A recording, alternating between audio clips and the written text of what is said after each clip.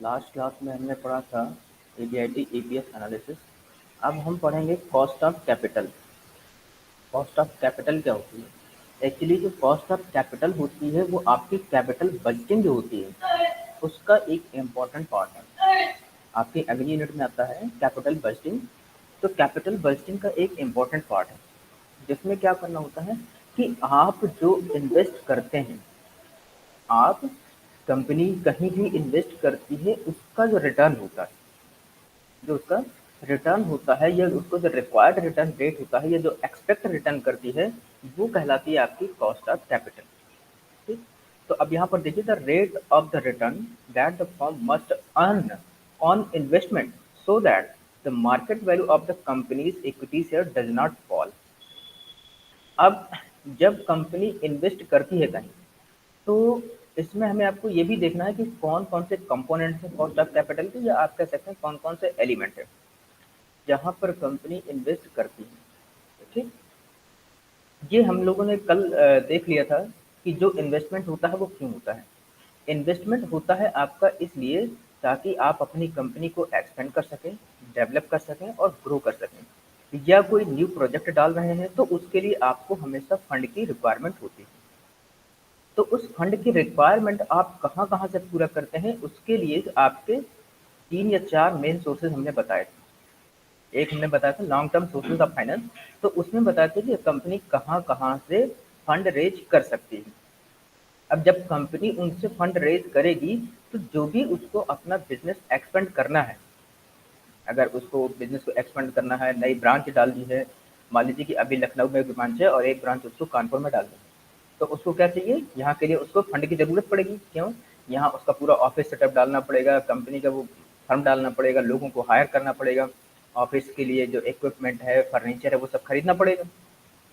तो अब ऐसा नहीं होता है कि कंपनी अगर कहीं बिजनेस स्टार्ट कर रही है तो जो उसके पास प्रॉफिट है उसी में से सारा का सारा पूरा वो खर्च कर दे। तो वो क्या करती है, प्रॉफिट का भी खर्च करेगी, लेकिन कुछ पार्ट वो और दूसरी ही जगहों से भी फंड को रेज करती है। जैसे इक्विटी शेयर्स इशू कर सकती है, प्रेफरेंस शेयर इशू कर सकती है, डेप्ट ले सकती है और रिटेन्ड अर्निंग का इस्तेमाल कर सकती है। जो उसके पास रिटेन्ड अर्निंग होती है वो इस्तेमाल कर सकती है। अब जब वो यहाँ पर कानपुर में अपना सेटअप डाल रहे थे तो उन्होंने ऐसे तो डाला नहीं होगा, उन्होंने क्या होगा कि कुछ यहाँ से रिटर्न एक्सपेक्ट किया होगा, उन्होंने यहाँ से कुछ रिटर्न एक्सपेक्ट किया होगा। तो क्या होता है, जो required rate of the return है, जो required rate of the return है वो आपका कहलाता है कॉस्ट ऑफ कैपिटल। कभी कभी यही पूरी जो कॉस्ट ऑफ कैपिटल पढ़ रहे हैं कॉस्ट ऑफ इक्विटी भी कहलाती है। कॉस्ट ऑफ इक्विटी भी कहलाती है किस केस में, जब पूरा का पूरा फाइनेंसिंग आप इक्विटी से कर रहे हैं, जब पूरी की पूरी फाइनेंसिंग आप इक्विटी से कर रहे हो तो वो कहलाती है आपकी कॉस्ट ऑफ इक्विटी, या इसी को कभी कभी बोल देते हैं कॉस्ट ऑफ डेप्ट। कॉस्ट ऑफ डेप्ट वो तब होता है जब आप पूरी की पूरी फाइनेंसिंग डेप्ट से कर रहे हो तो वो कहलाती है कॉस्ट ऑफ डेप्ट। ठीक।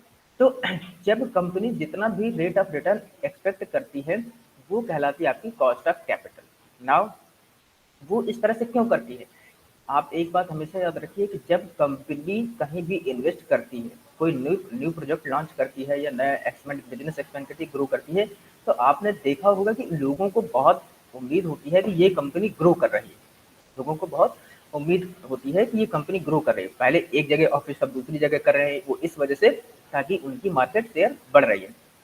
जब मार्केट शेयर बढ़ रही है तो इसका मतलब कि जो उनके इक्विटी शेयर्स की वैल्यू है, जो उनकी इक्विटी शेयर की मार्केट वैल्यू है वो क्या होती है, बढ़ती है। तो उनका मेन मकसद यही होता है कि जो उनकी इक्विटी शेयर की वैल्यू है वो गिरनी नहीं चाहिए, जो उनके शेयर की वैल्यू है गिरनी नहीं चाहिए। आपने देखा होगा कि जैसे रिलायंस है, रिलायंस ने कुछ एक प्रोजेक्ट डाला था गुजरात में। गुजरात में जब एक प्रोजेक्ट डाला तो उस समय जब कंपनी ने शेयर उसके लिए इशू किए थे तो उसका काफ़ी ज़्यादा बेनिफिट मिला था। क्यों? क्योंकि पता था कि लोगों को कि रिलायंस एक बहुत मतलब कि ब्रांडेड कंपनी है और वो जो वहाँ पर प्रोजेक्ट डाल रही है वो फ्यूचर में उसको बेनिफिट होगा, फ्यूचर में उसको बेनिफिट होगा। तो लोगों ने उसमें काफ़ी इन्वेस्ट किया। जब लोगों ने उसमें काफ़ी इन्वेस्ट किया तो क्या होता है, उनके जो शेयर्स होते हैं उनकी वैल्यूज बढ़ जाती है, उनकी वैल्यू बढ़ जाती है। तो ये क्या है, वहाँ के प्रोजेक्ट के लिए जो एनर्जी प्रोजेक्ट था रिलायंस का, वहां के प्रोजेक्ट के लिए उसने कॉस्ट ऑफ कैपिटल रेज किया था, उसने cost of capital fund raise किया था। तो वो किस बेस पर फंड रेज किया होगा कि वहां से उनको कुछ रिटर्न मिल जाएगा, ठीक। So the minimum rate of return that the firm earn on it's investment so that the market value of the equity does not fall. तो अब जो आपकी मिनिमम रेट ऑफ रिटर्न आप जो एक्सपेक्ट कर सकते हैं अपने इन्वेस्टमेंट से, अगर आपका लॉस में जाएगा, अगर आप लॉस में जा रहे हो तो एक चीज, तो आपके शेयर की वैल्यू डाउन होने लगेगी। एक चीज देखिए, जब कभी आपने देखा होगा कि अगर किसी कंपनी को लॉस होता है तो लोग उससे अपना पैसा खींचने लगते हैं, तो उससे क्या होता है, कंपनी की जो शेयर्स की वैल्यू होती है वो डाउन होने लगती है, कंपनी डाउन होने लगती है, ठीक। तो हर कंपनी का क्या है, एक मिनिमम रेट ऑफ रिटर्न तो वो अपने इन्वेस्टमेंट पर मान करके चलती ही चलती है, ठीक। तो ये है हमारा कॉस्ट ऑफ कैपिटल कि जो कंपनी इन्वेस्ट करती है, चाहे इक्विटी शेयर्स पर हो, चाहे डिबेंचर्स पर हो, चाहे प्रेफरेंस शेयर पर हो, कहीं भी इन्वेस्ट करती है, तो जो उससे उसको रिक्वायर्ड रेट ऑफ रिटर्न की एक एक्सपेक्ट करती है, वो कहलाती है आपकी कॉस्ट ऑफ कैपिटल, ठीक। नाउ अब इस कॉस्ट ऑफ कैपिटल के इम्पोर्टेंस क्या है, इम्पोर्टेंस क्या है। सबसे पहला तो मैंने अभी बताया था कि ये आपका कैपिटल बजटिंग का एक बहुत मेन पार्ट है, ये आपका कैपिटल बजटिंग का बहुत मेन पार्ट है। अब कैपिटल बजटिंग क्या होती है, कैपिटल बजटिंग वो होती है जैसे अभी रिलायंस ने जो अपना रिफाइनरी प्रोडक्ट डाला था गुजरात में, तो उसके लिए उसने पूरा एक कैपिटल बजट बनाया होगा, उसने एक पूरा बजट बनाया होगा कि हमें यहाँ पर कितना कैपिटल लगेगा, यहाँ पर कितना कैपिटल हम पूरा इन्वेस्ट करना है हमें। तो जो ये कैपिटल बजटिंग का डिसीजन है उसमें ये आपका कॉस्ट ऑफ कैपिटल हेल्प करता है, ठीक है ना। So the NPV is calculated using the cost of capital as the discount factor. जो नेट प्रेजेंट वैल्यू है उसमें हम कॉस्ट ऑफ कैपिटल को डिस्काउंट फैक्टर के जरिए कैलकुलेट करते हैं। ये हमने नेट प्रेजेंट वैल्यू में पीछे पढ़ चुके हैं पहली यूनिट में, ठीक। हमने क्या करते हैं, जो हमारे पास फ्यूचर में होने वाला है उसका हम अभी निकालते हैं, हम उसका डिस्काउंटिंग फैक्टर का इस्तेमाल करके उसकी वैल्यू अभी निकालते हैं। कैसे कि हमने जितना लगाया है उसकी जो आगे भविष्य में मिलेगा उसकी अभी हमारे पास कितनी वैल्यू, उसकी वैल्यू क्या हो सकती है।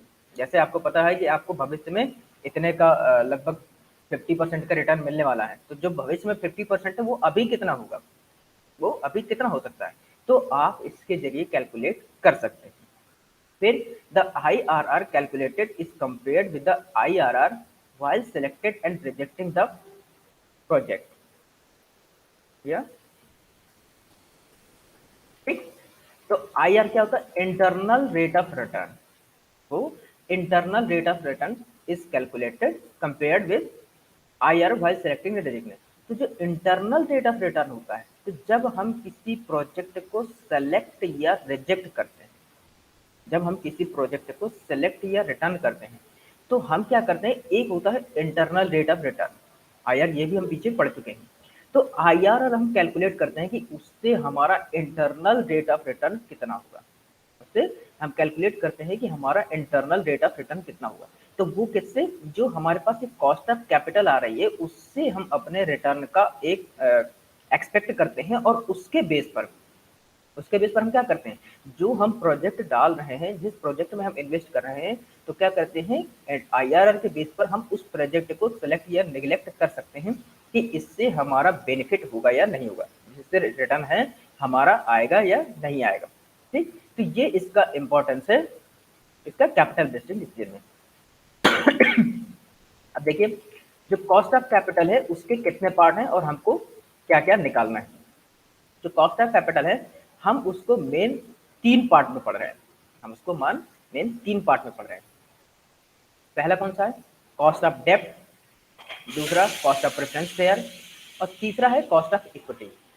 पहला है कॉस्ट ऑफ डेब्ट, दूसरा है कॉस्ट ऑफ प्रेफरेंस शेयर, तीसरा है कॉस्ट ऑफ इक्विटी। इसका मतलब है कि जब हम कॉस्ट ऑफ डेब्ट से फाइनेंस से करेंगे तब हम निकालेंगे कि हमारा रिक्वायर्ड रेट ऑफ रिटर्न कितना है। फिर जब कॉस्ट ऑफ प्रेफरेंस शेयर से निकालेंगे तब हम देखेंगे कि हमारे पास कितना रिटर्न हो सकता है, या फिर कॉस्ट ऑफ इक्विटी पर जब हम फाइनेंस करेंगे तब देखेंगे हमारे पास कैपिटल रिटर्न कितना हो सकता है, ठीक। इनके अंदर भी कुछ पार्ट हैं, जैसे कॉस्ट ऑफ डेब्ट में इररिडीमेबल डेब्ट है या रिडीमेबल डेब्ट है। तो अगर हम उसके बेस पर फाइनेंस कर रहे हैं तो हमारा कॉस्ट ऑफ कैपिटल कितना होगा? कॉस्ट ऑफ प्रेफरेंस शेयर में भी रिडीमेबल प्रेफरेंस शेयर है, इरिडीमेबल प्रेफरेंस शेयर है। ये इसलिए होता है क्योंकि बीच बीच में कभी लोग अपना पैसा वापस ले भी लेते हैं, ठीक है ना। और cost of equity normal equity है या आपकी रिटेन अर्निंग।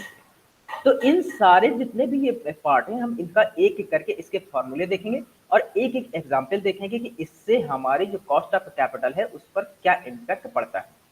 हम इन सबके एक एक फॉर्मूले इसके बारे में और एक एक एग्जाम्पल देखते हैं कि हम इससे कैसे निकाल सकते हैं।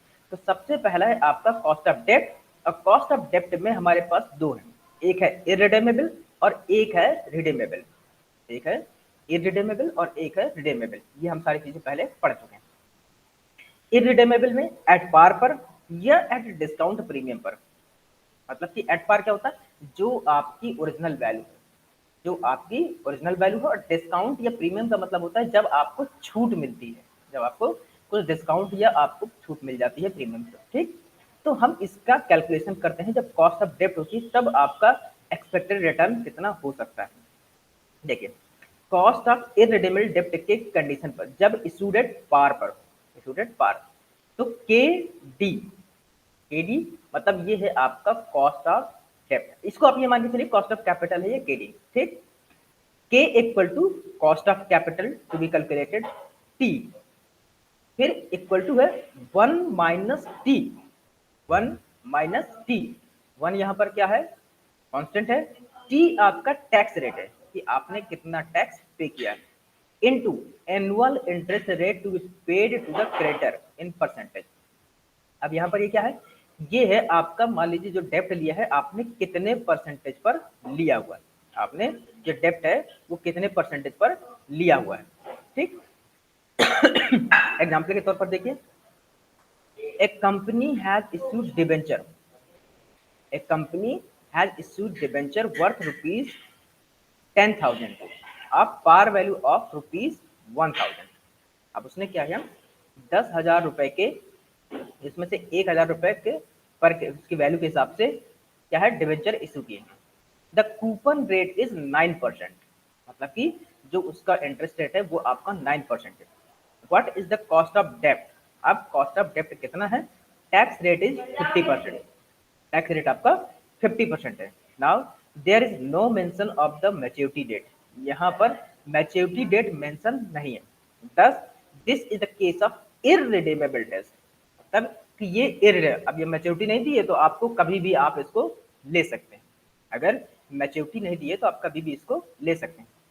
तो देखिए कितना आएगा, 1 माइनस टी इंटू आई। तो 1 टी कितना है? 50, तो 50 का मतलब 0.5, तो 1 माइनस 0.5, 1 माइनस 0.5 कितना बचेगा? 0.5। फिर यहाँ पर आपका आएगा कितना? 9%। आपका जो कूपन रेट इंटरेस्ट रेट कितना है? वो है 9%, ठीक। तो आपने इसमें क्या किया, 0.5 में 9 का मल्टीप्लाई कर दिया, तो आपके पास कितना आ गया? 4.5। आपके पास आ गया 4.5। इसका मतलब जो आपके पास रिटर्न आ रहा है, इसका मतलब जो आपके पास रिटर्न आ रहा है वो आपका 4.5% का रिटर्न मिलेगा।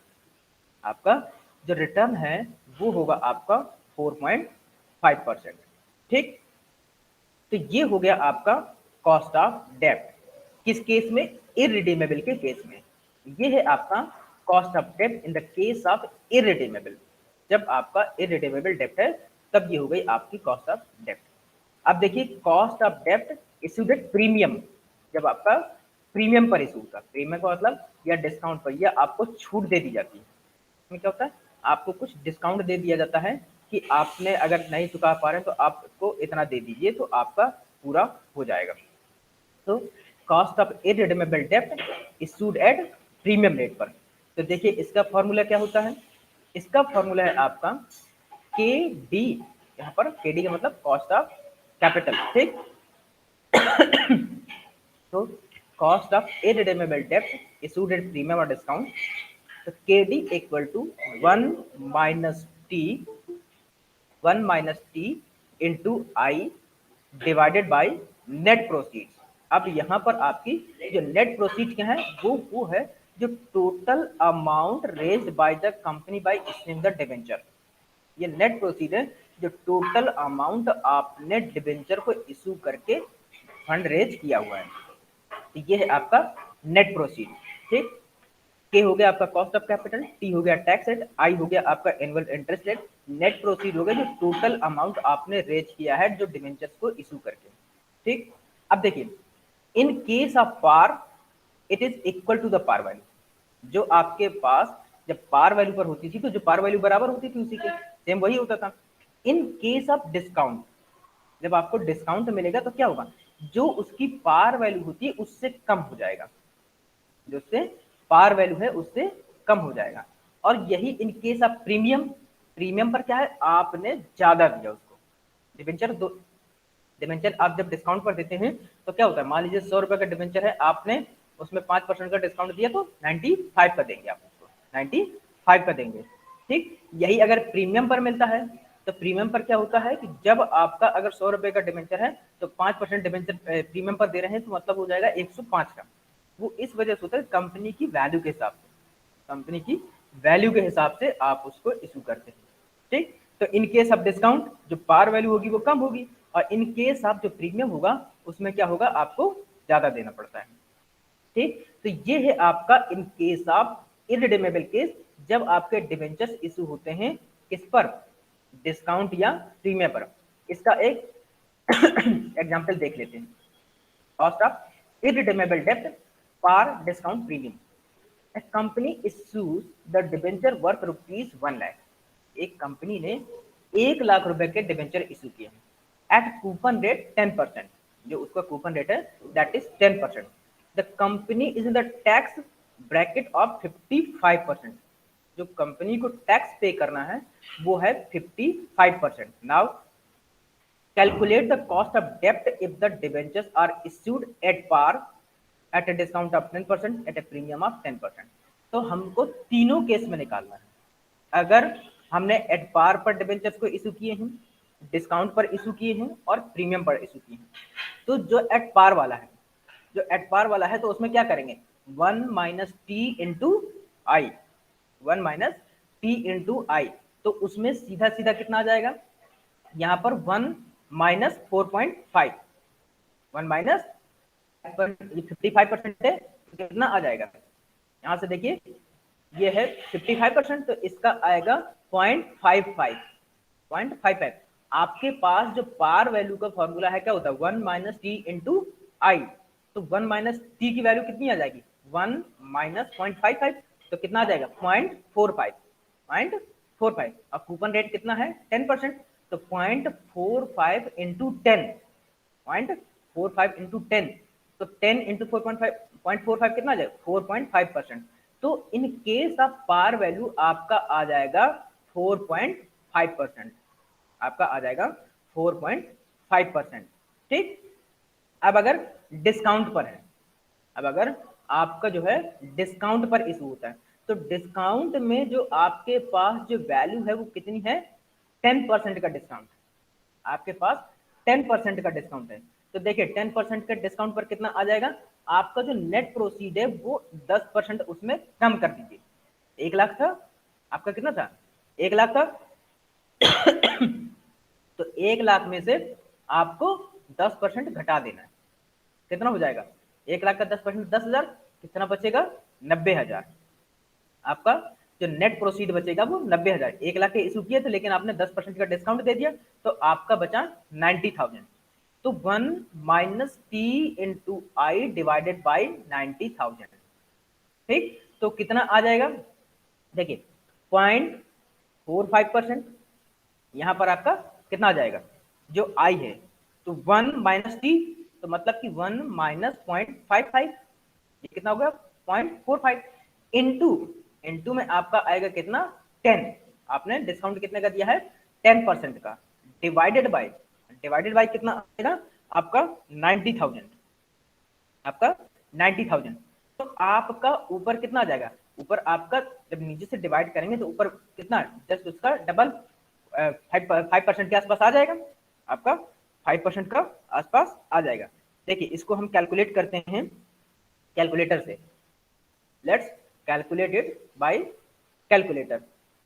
ये रहा हमारे पास कैलकुलेटर, और हम इसको सॉल्व करते हैं फॉर्मूले को एट डिस्काउंट पर। तो हमारे पास है 1 माइनस 0.55, तो ये हमारे पास आ गया 0.45। इसमें हमने मल्टीप्लाई किया कितने का, 10% का। हमने इसमें मल्टीप्लाई किया 10% का, ये आ गया है 4.5। 4.5 डिवाइडेड बाय कितना, 90,000। 90,000, तो ये कितना आया है 0.0005, ठीक है ना। तो हम इसमें से 100 का मल्टीप्लाई कर देंगे तो हमारे पास कितना 5,000, वो 5% इसका आ जाएगा हमारे पास। ये जो वैल्यू आई है हमारे पास, जो आई है उसमें से हम क्या करेंगे, हमारे पास ये इसमें हम 90,000 से डिवाइड करेंगे तो हमारे पास 0.05 आ जाएगा। तो 0.05 में 100 का मल्टीप्लाई कर देंगे तो हमारे पास ये 5%, ये वाली वैल्यू आपके पास आ जाएगी। आगे देखिए, जब हमने इसको प्रीमियम पर इशू किया है, जब हमने इसको प्रीमियम पर इशू किया है, तो जब प्रीमियम पर इशू करेंगे तो हमारे पास जो वैल्यू है वो नेट प्रोसीड कितनी हो जाएगी, नेट प्रोसीड हो जाएगी 1,10,000। 1,10,000।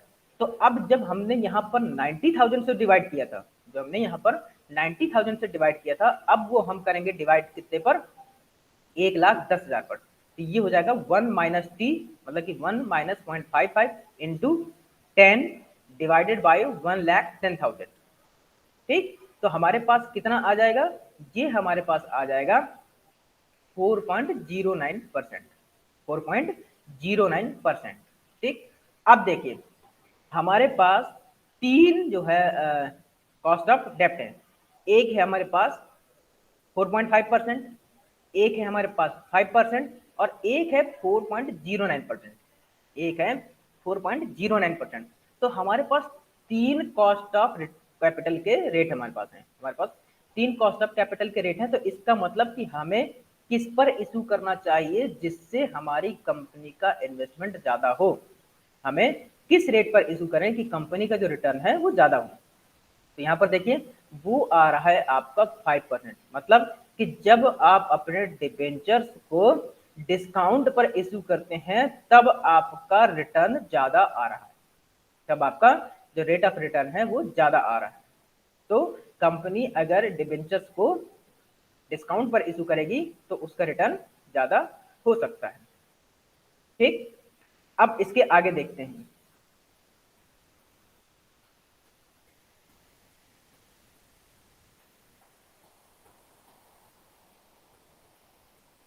अगला, अब देखते हैं, हमने ये दो केस निकालिए, कॉस्ट ऑफ डेप्ट in the case of irredeemable, cost of डेप्ट in the case of irredeemable. अब देखते हैं कॉस्ट ऑफ डेप्ट in the case of redeemable. अब इसमें हम रिडीमेबल निकालते हैं। तो in the previous case we have assumed that bonds are not maturing and दस आर कॉन्टिन्यूअसली गोइंग ऑन। हमने पिछले केस में क्या किया था कि उनकी मैच्योरिटी डेट नहीं दी थी, तो वो लगातार चलते जा रहे थे, लगातार चलते जा रहे थे। नाउ अब अगर आपके पास मैच्योरिटी डेट दिया हुआ है, आपको मैच्योरिटी डेट दिया हुआ है, तो आप उस मैच्योरिटी डेट पर क्या करेंगे, उसको निकाल लेंगे। In case the bond matures after the certain period of time then it is called redeemable date. ठीक, अब मान लीजिए कि आपने उसको एक ऐसे समय के लिए बाउंड कर दिया है कि मान लीजिए 5 साल, 10 साल या 1 साल, 2 साल। ठीक, तो ये आपका मैच्योरिटी डेट है। तो इस केस में फॉर्मूला क्या होगा कॉस्ट ऑफ डेप्ट का, कॉस्ट ऑफ डेट ये याद रखिएगा बिफोर टैक्स है। ये कॉस्ट ऑफ डेप्ट जो हम निकाल रहे हैं वो आपका बिफोर टैक्स है, ठीक है ना। तो बिफोर टैक्स क्या होगा, I plus P minus net proceed, P minus net proceed divided by N. यहां पर पी आपका क्या है, पार वैल्यू, पी आपकी है पार वैल्यू। ठीक, नेट प्रोसीड क्या है आपका, अगर वो डिस्काउंट पर या प्रीमियम पर जो भी इशू होता है उस पर। ठीक, डिवाइडेड बाई एन, और इस पूरे का whole divided by P plus net proceed divided by 2। यहां देखिए I annual interest plus par value minus net proceed, और par value minus net proceed को 2 से डिवाइड कर दो, एन से डिवाइड कर दो, और जो ऊपर पूरा आया है उसको हमें डिवाइड करना है par value plus net proceed, और उसको जो 2 से डिवाइड करने पर, तो जो हमारे पास आएगा वो होगा हमारे पास कॉस्ट ऑफ रिडीमेबल डेब्ट। कॉस्ट ऑफ रिडीमेबल डेब्ट, यहाँ पर एन क्या है, एन आपका मैच्योरिटी डेट है, मतलब कि कितने साल बाद आपका डिबेंचर्स मैच्योर हो रहा है, 1 साल 2 साल 5 साल 10 साल जो भी उसका है, तो एन जो है आपका मैच्योरिटी पीरियड है। अब इसका एक हम एग्जाम्पल देख लेते हैं। A firm issues debenture of rupees 1 lakh, but is able to realize only 98,000 due to 2% commission to the broker। क्या है, आपका 1 लाख के इशू किए थे, बस क्या किया कि 2% उसको कमीशन देना पड़ा ब्रोकर को, 2% उसको ब्रोकर को कमीशन देना पड़ा। The debentures carry an interest rate of 10%, जो उसका इंटरेस्ट है डिबेंचर का वो है 10%। Are due for maturity after 10 years, 10 साल बाद उनकी मैच्योरिटी डेट है। तो हमें कॉस्ट ऑफ कैपिटल निकालना है, हमें कॉस्ट ऑफ कैपिटल निकालना है। तो यहाँ पर देखिए आई कितना है, 10%, आई आपकी है 10%। तो 1 लाख के डिबेंचर थे हमारे पास, 1 लाख के डिबेंचर थे, 1 लाख का आपका 10% कितना हुआ, 10,000। तो आई की वैल्यू हुई आपकी 10,000। पी, पी क्या है आपका, par value, par value total कितनी है, 1 लाख हो गई आपकी 1 लाख। नेट प्रोसीड, जो नेट प्रोसीड क्या है, आपने जो 2% का कमीशन दिया है, 2% का कमीशन दिया है, उसके बाद उसकी वैल्यू कितनी है, 98,000। 2% दिया तो 2,000 चला गया, तो आपका बचा 98,000। मैच्योरिटी पीरियड कितना है, 10 साल, मैच्योरिटी पीरियड है आपका 10 साल। अब आपको निकालना है कॉस्ट ऑफ कैपिटल, अब आपको निकालना है कॉस्ट ऑफ कैपिटल। तो देखिए I plus P minus net proceed divided by maturity period divided by par value plus net proceed divided by 2। तो यहाँ पर देखिए 10,000, मैं पूरी स्क्रीन आपको शेयर कर रहा हूँ, और यहाँ से इस स्क्रीन शेयर में आपको कैलकुलेशन दिखा रहा हूँ कैलकुलेटर पर।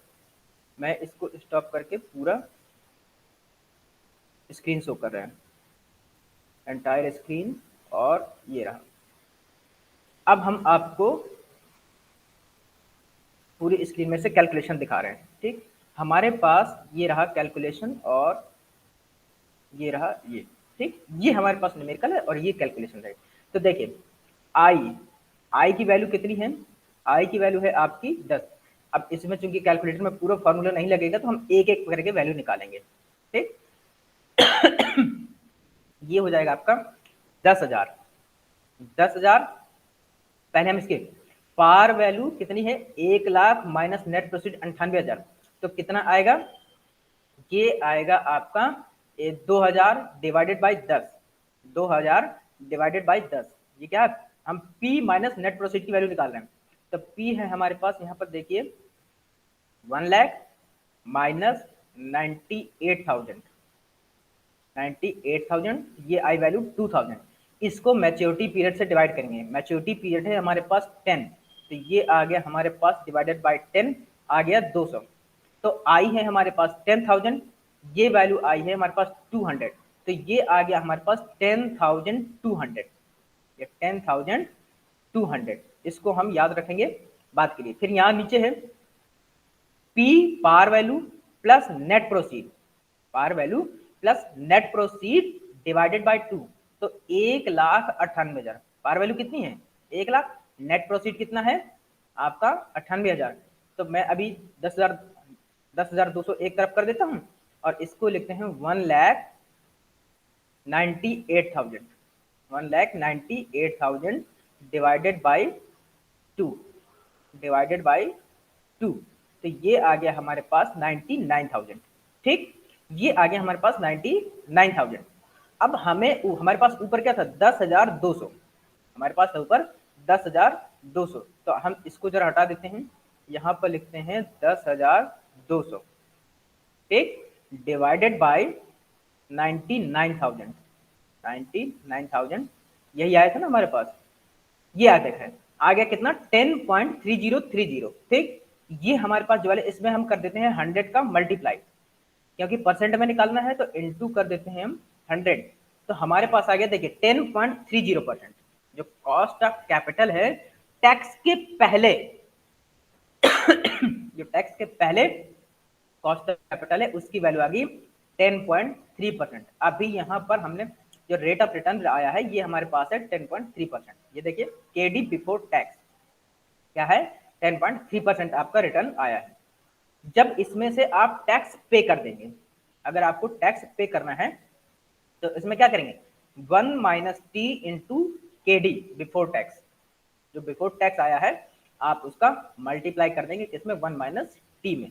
तो मान लीजिए आपका टैक्स ब्रैकेट 55% है, अगर आपका 50% टैक्स ब्रैकेट है तो आप यहाँ क्या कर देंगे 1 माइनस 0.55 मतलब कितना आ जाएगा 0.45, यह आ जाएगा आपका, यहाँ से देखिए यहाँ से आ जाएगा 0.45 और यहाँ पर कितना आया था पॉइंट इंटू कर दीजिए इंटू 0.1030, ठीक आपके पास आ गया ये। तो अब इसमें से आप 100 का मल्टीप्लाई कर दीजिए इंटू 100, तो आपके पास रिटर्न का परसेंट कितना आ जाएगा ये आएगा 4.635%। अगर आप टैक्स पे करने के बाद रिटर्न जो आएगा वो आएगा आपका 4.635%। टैक्स के पहले कितना है 10.30%, 10.30%, और जब आपने टैक्स पे कर दिया है तब आपका रिटर्न आ गया है 4.635%। तो ये हो गया आपका क्या कॉस्ट ऑफ डेब्ट इन द केस ऑफ कब, जब आपका नेट प्रोसीड और कमीशन वगैरह दिया हुआ है। रिडीमेबल केस में ये आपका रिडीमेबल केस में आपका कॉस्ट ऑफ कैपिटल का जो रेट है वो आ गया टैक्स के पहले और टैक्स के बाद। ठीक, अब बात करते हैं कॉस्ट ऑफ प्रेफरेंस कैपिटल की।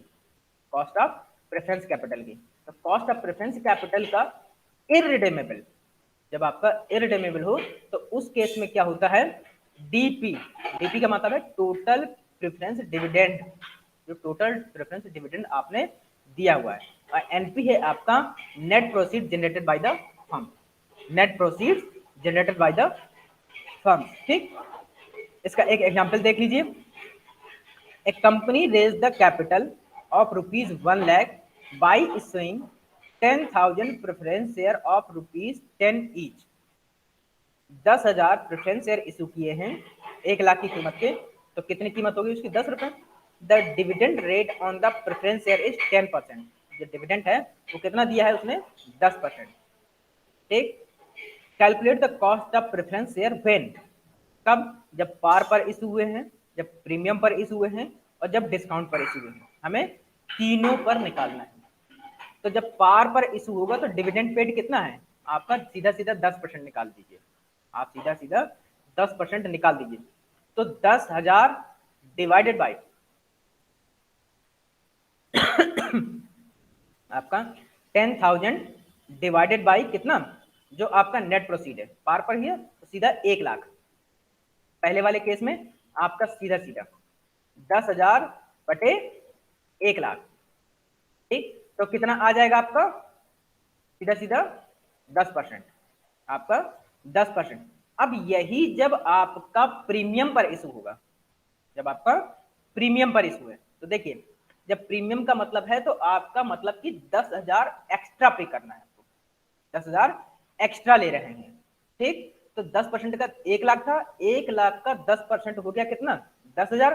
तो जो आपके शेयर की वैल्यू थी पहले 1 लाख, आपने इशू किए थे 1 लाख के, प्लस उसमें 10% का प्रीमियम तो वो हो गया 10,000, ये हो गया आपका 10,000।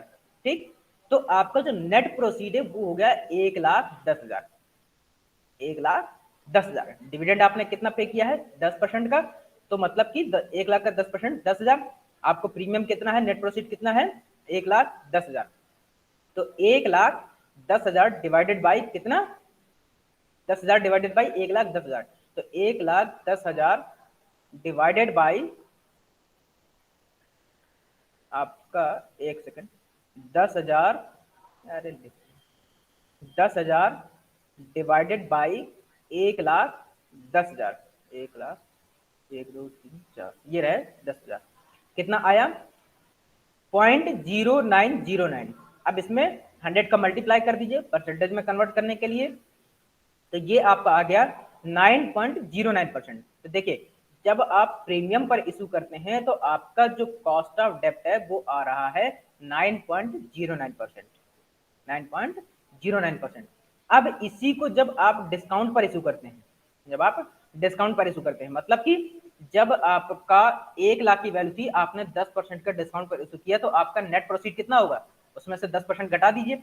अभी मैंने बताया था कि जो प्रीमियम होता है उसमें उतना बढ़ जाएगा जितना प्रीमियम परसेंट होगा, डिस्काउंट में क्या होगा उतना ही परसेंट उसमें कम हो जाएगा। तो यहाँ पर आपका 10% डिस्काउंट पर इशू किए हैं, तो वैल्यू थी आपकी कितनी, 1 लाख। 1 लाख का 10% डिस्काउंट पर, तो 10,000 घटा दीजिए, तो कितना आएगा आपका 90,000। ये आ गया आपका 90,000। तो अब जो आपका कॉस्ट ऑफ डेप्ट होगा, ये कॉस्ट ऑफ प्रेफरेंस कैपिटल होगा, वो कितना होगा 10,000 डिवाइडेड बाई 90,000। अब जो है जो कॉस्ट ऑफ कैपिटल होगा वो कितना होगा, आप डिवाइडेड कीजिए 10,000 10,000 डिवाइडेड बाई 90,000, ये आ गया आपका 90,000। तो कितना आएगा 0.111, इसमें 100 का मल्टीप्लाई मल्टीप्लाइड बाई 100, तो कितना आपका रिटर्न मिलेगा 11.11%। आपका जो रिटर्न मिल रहा है प्रेफरेंस कैपिटल पर इन द केस ऑफ इररिडीमेबल, वो आपका मिल रहा है 11.11%। ठीक, तो ये हो गया cost of preference capital in the case of irredeemable. अब यही cost of preference capital in the case of कब, रिडीमेबल, जब रिडीमेबल का केस हो, तो आपका फॉर्मूला क्या होगा, उस केस में आपका फॉर्मूला होगा D plus par value minus net proceed divided by maturity period, पूरे का divided by par value plus net proceed divided by 2। ठीक, अब इसका एक एग्जांपल देख लेते हैं, इसका एक एग्जांपल देख लेते हैं, cost of preference capital in the case of redeemable. A firm has issued preference share of rupees 100 each, generating a proceeds of rupees 1 lakh। 1 lakh के प्रेफरेंस शेयर इशू किए गए हैं, जिसमें से 100 रुपए की कीमत का, तो टोटल 10,000 हो गए। ठीक, अब देखिए द डिविडेंड रेट इज कितना है 14%। आपका जो डिविडेंड रेट है वो है आपका 14%। तो इसका मतलब कि 1 लाख में से आपका 14% आपने डिविडेंड दिया हुआ है। 1 लाख में से 14% आपका डिविडेंड, मतलब कितना 14,000 आपने डिविडेंड पे किया हुआ है। The dividend rate is 14, the preference share will be redeemed after 10 years. आपका जो मैच्योरिटी पीरियड एन की वैल्यू दी है वो है आपकी 10। Flotation cost is about 5%।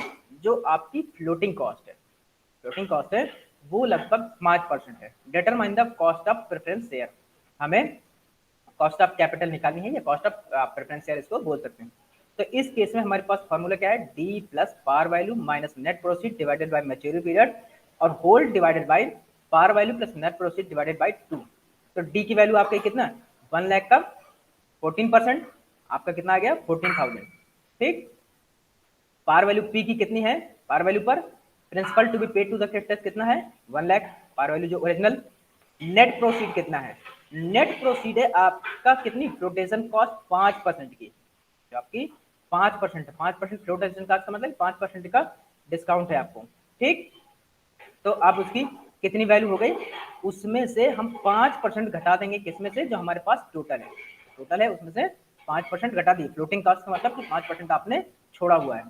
तो इसका मतलब कि 1 लाख का 5%, 5,000 घटा दीजिए कि नेट प्रोफिट कितना 1 लाख माइनस 5,000, तो आ गया आपका 95,000। मैच्योरिटी पीरियड है आपका 10, मैच्योरिटी पीरियड है आपका 10। अब इसको कैलकुलेट कीजिए, देखिए डी की वैल्यू 14,000, ये है 14,000। ठीक, प्लस ये हो गया plus net proceed, net proceed है आपका 95,000, 95,000। अब पी कितना है 1 लाख, तो 1 लाख में से आप 95,000 घटा दीजिए, तो कितना बचेगा 5,000, आपका बचेगा 5,000। 5,000 को आप मैच्योरिटी पीरियड 10 से डिवाइड कीजिए, तो 5,000 डिवाइडेड बाई 10, तो कितना आएगा 500। तो ऊपर की जो वैल्यू आएगी 14,000 प्लस 500, ये आ गया 14,500। ठीक, ये ऊपर की वैल्यू आ गई। नीचे की वैल्यू कितनी आएगी, नीचे की वैल्यू जरा देख लेते हैं। अब जो नीचे की वैल्यू है उसको भी हम कैलकुलेट कर लेते हैं। पी पी कितना है हमारे पास, 1 लाख, 1 लाख, और यहाँ पर नेट प्रोसीड है 95,000, ये है आपका 95,000। तो ये हो गया टोटल 1,55,000 95,000 1,95,000 याद रखिएगा, ठीक। हम नीचे वाले की वैल्यू निकाल रहे हैं, तो ये है हमारे पास 1,95,000 डिवाइडेड बाई 2, 1,05,000 डिवाइडेड बाई 2, तो ये आ गया आपका कितना, 97,500, 97,500, ठीक। ऊपर हमारे पास कितना था, 14,500, तो 14,500 को हम 97,500 से डिवाइड कर देंगे। तो हम यहाँ पर कर रहे हैं 14,500, याद रखिए नीचे कितना था, डिवाइडेड बाई 97,500, 97,500, ये कितना आ गया, 0.148, इसमें से 100 का मल्टीप्लाइड बाई 100 कितना आ गया, 14.87%। ये आपका जो कॉस्ट ऑफ कैपिटल आया है वो है आपका 14.87%, ठीक। ये आपका आ गया, ये लिखिए, ये नीचे लिखा है 14.87%। तो ये है आपका क्या, cost of preference capital, cost of preference capital आपका ये आ गया 14.87%, ठीक।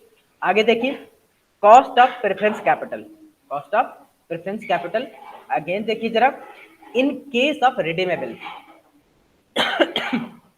अभी जो हमने निकाला था वो रिडीमेबल था, इसमें हमें क्या करना है, हम इसको इशू कर रहे हैं अंडर राइटिंग पर, हम इसको अंडर राइटिंग पर इशू कर रहे हैं, ठीक। तो देखिए, इफ हम 10% redeemable shares of 1 lakh, same वही maturity period 10, the underwriting cost is about 2%। Underwriting का मतलब कि जो पार वैल्यू है उससे 2% कम, जो पार वैल्यू है उससे 2% कम, ठीक। तो हमें फिर क्या निकालना है, वही कॉस्ट ऑफ प्रेफरेंस कैपिटल निकालना है। तो देखिए सेम वही, डिविडेंड कितना है हमारे पास, डिविडेंड हमने दिया है 10% का, इफ हम 10% रिमेबल शेयर ऑफ 1000 रिमेबल 10% का रिमेबल शेयर दिया हुआ है, तो हमने डिविडेंड पे किया है आपका 10,000।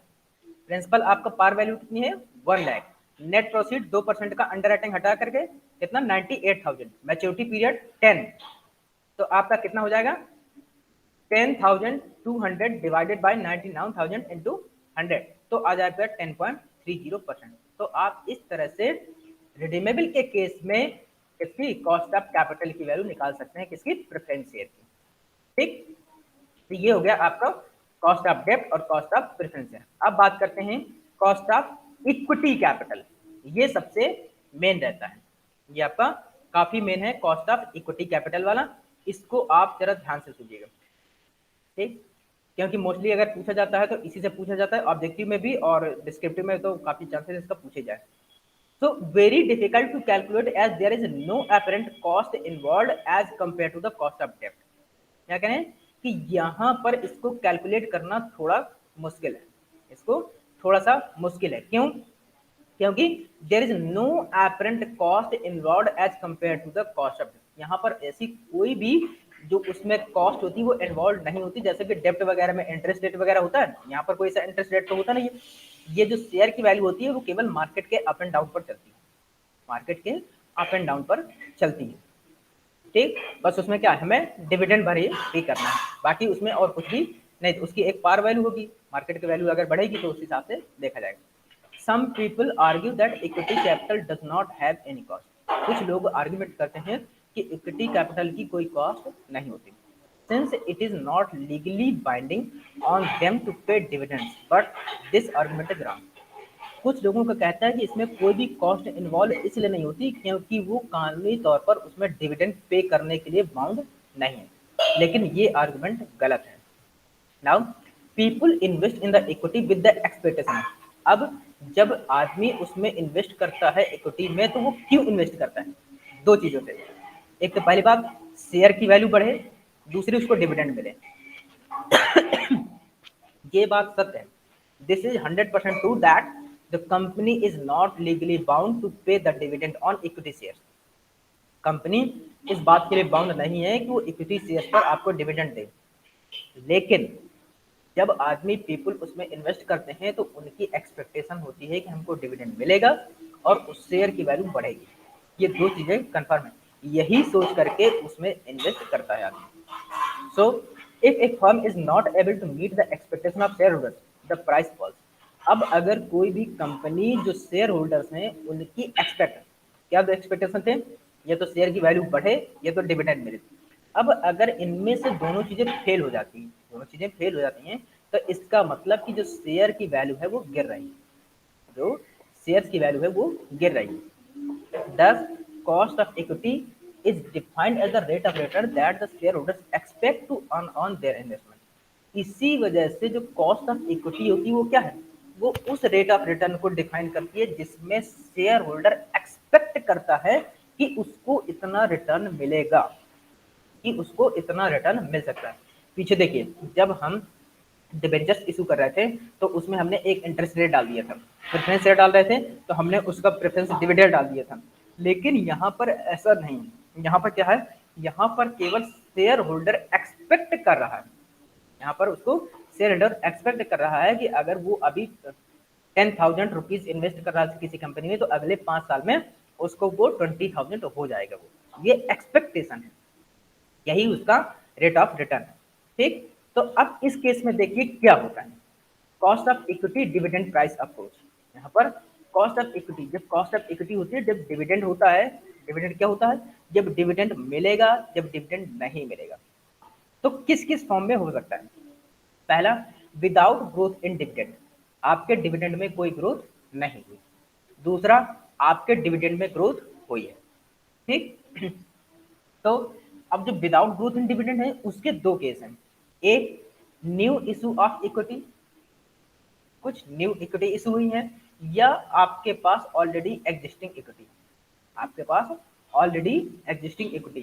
जब ग्रोथ होती है तो उसमें भी आपको क्या है, न्यू इशू ऑफ इक्विटी होती है और ऑलरेडी एग्जिस्टिंग इक्विटी होती है। इसका मतलब क्या है कि आप कुछ, जैसे विदाउट ग्रोथ है तो उसमें क्या होगा, आपने कुछ नई इक्विटी ली, कंपनी ने कुछ नए इशू कर दिए, या आपके जब कंपनी के पास पहले से है, और ग्रोथ में भी वही होगा, या तो वो नई इशू करेगी या तो वो पहले से ही रखेगी और डिविडेंड उसमें आपको पे कर सकती है। तो ये कंडीशन है, या तो डिविडेंड पे करेगी तब भी वो कंडीशन रहेगी, और डिविडेंड नहीं पे करेगी तब भी वो आपकी वही कंडीशन रहेगी। तो ये अलग अलग डिफरेंट डिफरेंट कंडीशन में हम इनका जो एक्सपेक्टेशन है, जो शेयर होल्डर की एक्सपेक्टेशन है वो हम निकाल रहे हैं। ठीक, हमारे पास चार कंडीशन है, कॉस्ट ऑफ कैपिटल की चार कंडीशन है। Approaches to finding the cost of equity, dividend price approach, dividend price approach, उसमें एक हम निकालेंगे विदाउट ग्रोथ इन डिविडेंड, दूसरा निकालेंगे विद ग्रोथ इन डिविडेंड। जब हमारे पास डिविडेंड में ग्रोथ होती है, किस केस में, जब नई इक्विटी इशू की जाती है या ऑलरेडी एग्जिस्टिंग इक्विटी पर। विद ग्रोथ में भी जब हमारे पास नई इक्विटी इशू की जाती है और जब हमारे पास नई इक्विटी इशू ऑलरेडी से होती है, हमारे पास ऑलरेडी पहले से एग्जिस्टिंग इक्विटी है। तो ये वाला टॉपिक हम जो है बाद में करेंगे, क्योंकि ये थोड़ा अब लंबा चलेगा। यहाँ से हम पूरा कॉस्ट ऑफ इक्विटी के बारे में ही मेनली पढ़ना है, फिर लास्ट में थोड़ा सा और कॉस्ट ऑफ रिटर्न अर्निंग पढ़ लेंगे। तो हमें पूरा केवल कॉस्ट ऑफ इक्विटी पढ़ना है डिफरेंट डिफरेंट इसके कंडीशन पर। ठीक, क्योंकि इसके जो न्यूमेरिकल्स हैं वो अगर ऑब्जेक्टिव क्वेश्चन आता है तो इसमें इतने ज्यादा पार्ट हैं कि उसमें से किसी में से भी ये पूछ सकता है। ठीक, तो हम इसको एक नए सिरे से इसको पढ़ेंगे, कॉस्ट ऑफ इक्विटी कैपिटल को, कॉस्ट ऑफ इक्विटी कैपिटल को हम एक नए सिरे से पढ़ेंगे। तो आज के लिए बस इतना ही, और कल जो है हम लोग इसको कंटिन्यू करेंगे, कॉस्ट ऑफ कैपिटल या कॉस्ट ऑफ इक्विटी को। अब हम लोग देखिए, जो कॉस्ट ऑफ कैपिटल में था आपका क्या था, डेब्ट था, प्रेफरेंस शेयर था, इक्विटी था।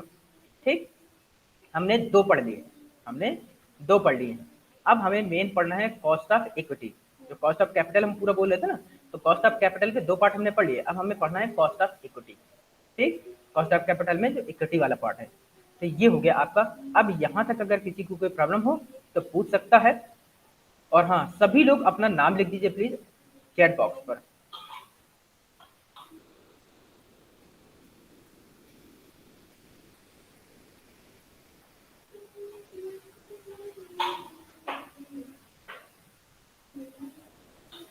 अंशिका बेटा आप अपना नाम लिख दीजिए please.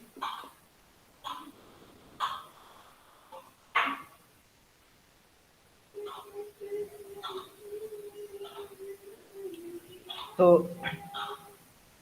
Thank you to all of you. अगर कुछ पूछना हो तो पूछ लीजिए, नहीं तो फिर मिलते हैं कल।